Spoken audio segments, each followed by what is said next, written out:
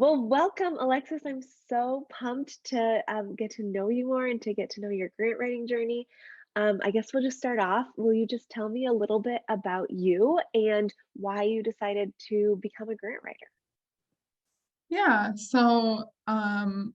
I have a degree in communication studies from the University of Minnesota.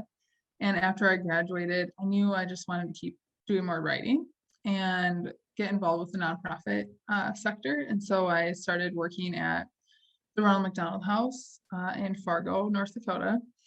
And that was kind of where I got my first intro into grant writing, mostly with smaller foundations and doing smaller grants. Um, and then I was there for 3 years and kind of reached this point where I wanted to just start my own thing, do my own writing business.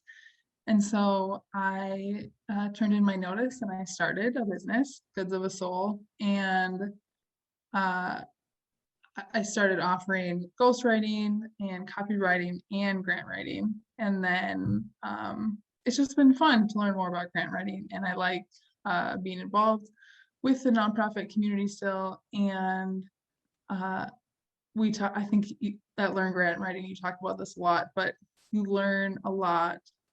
You learn a little about a lot of different things as a grant writer. And so Yeah, that's been really fun for me. that's awesome. So do you still provide all of those different services in your writing business? I do, yeah. Yeah. I really appreciate the variety.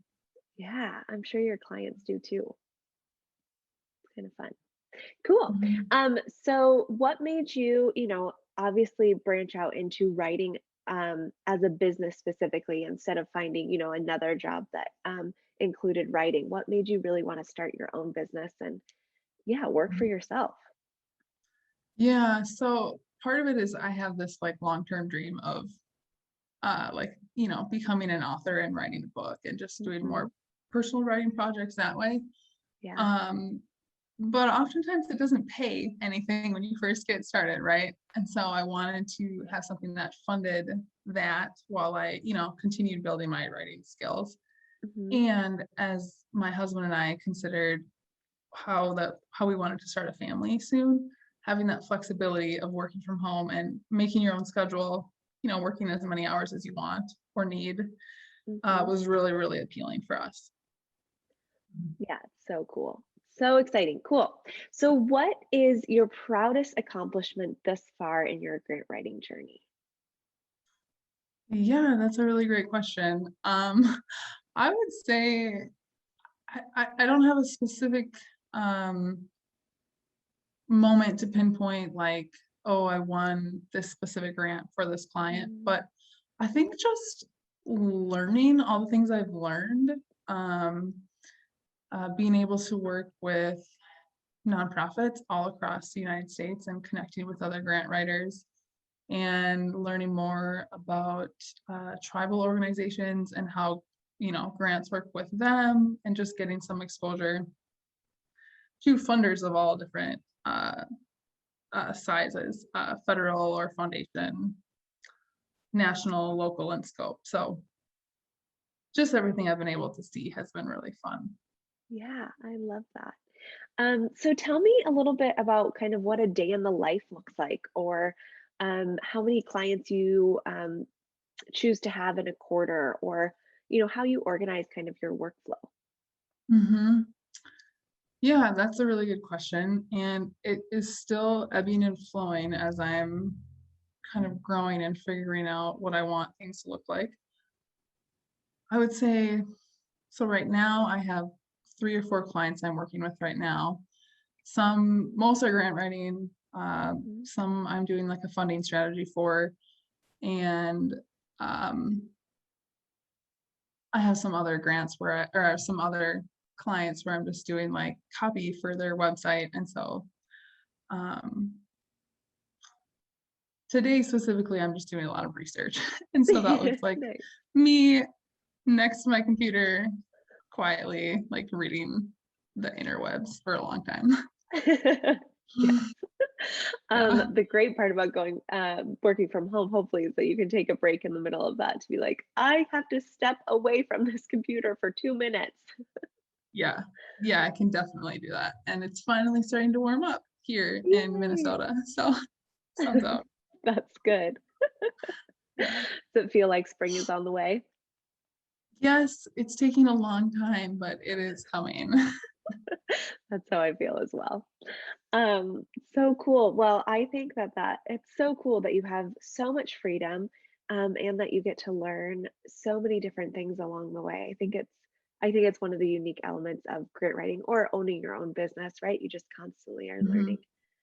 It's very cool. Yeah, So, definitely. what are some key takeaways from learning with us that you would want to share with people? Yeah, I would say number one key takeaway is not underestimating the value of community.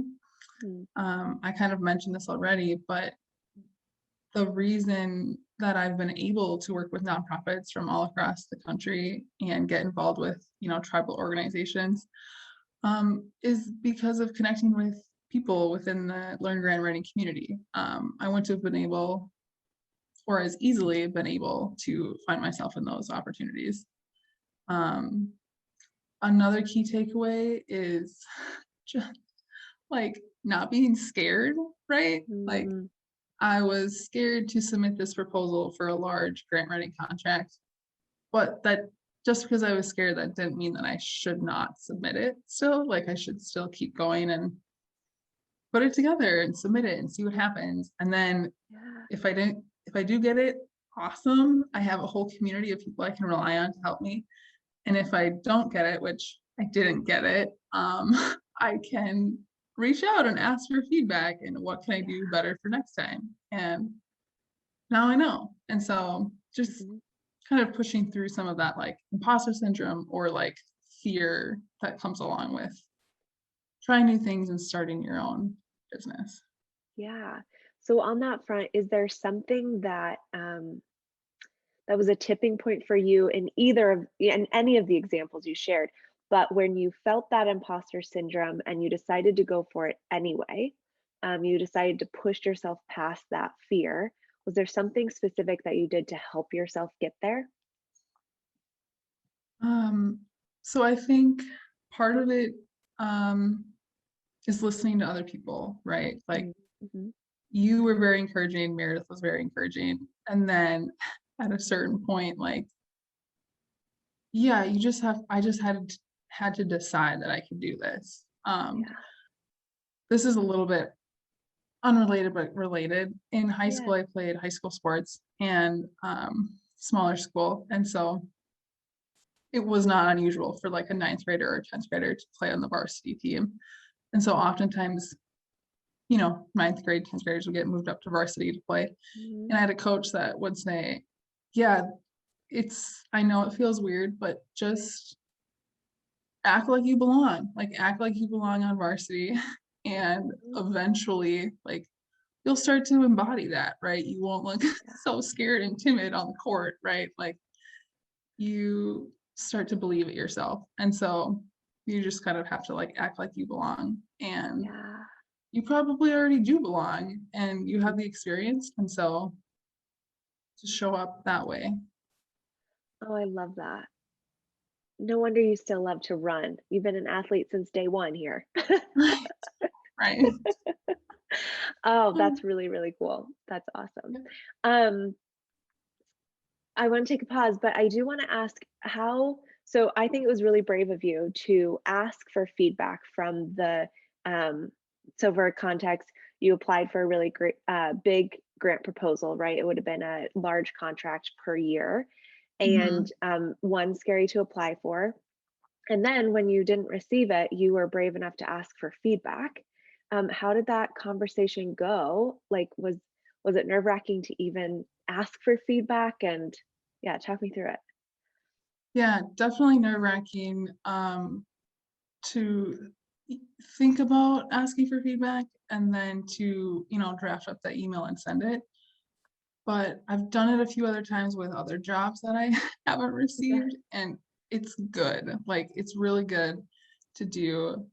And the conversation was amazing. And Cool. I felt really good after talking to the potential client and Mhm. we were able to have another touch point, right? Like we could share, some personal information about ourselves and like just get to know each other and connect. And then she went through the whole scoring rubric for me. And I also learned that they're going to put out another request for proposals this summer. And so now I have Great. all this information that I can use to my benefit and try again. So I love very that. good. I Yeah, know it was really good to talk to her. Yeah. that's awesome. Yes, Mhm. very cool. Oh, I'm so proud of you for reaching out and taking the initiative to get that feedback. I think it's really important and something that we teach to do, obviously, with grants that we don't win, is also to reach out. So it was great for you to do that in so many different respects. Yeah, it's so cool. So what would you tell someone considering joining the Grant Writing Unicorn Collective? I think I would um, love to know more about who they are first. Yeah. Um, but just as like a blanket statement, I would say it you're getting great, really solid education and teaching here. And that's invaluable, right?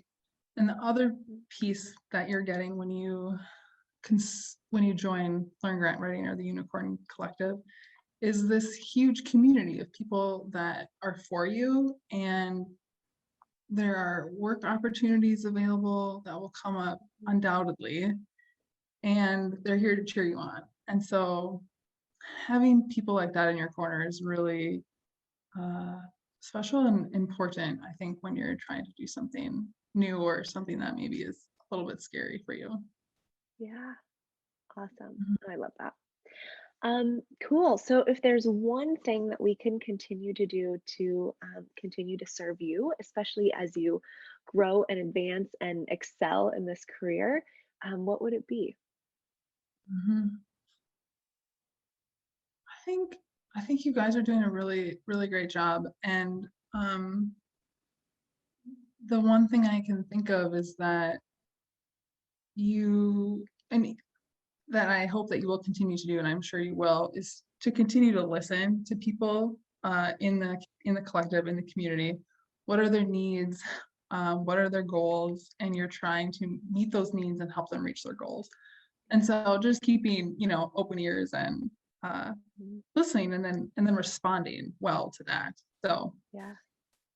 yeah. Awesome. Mhm. Yeah.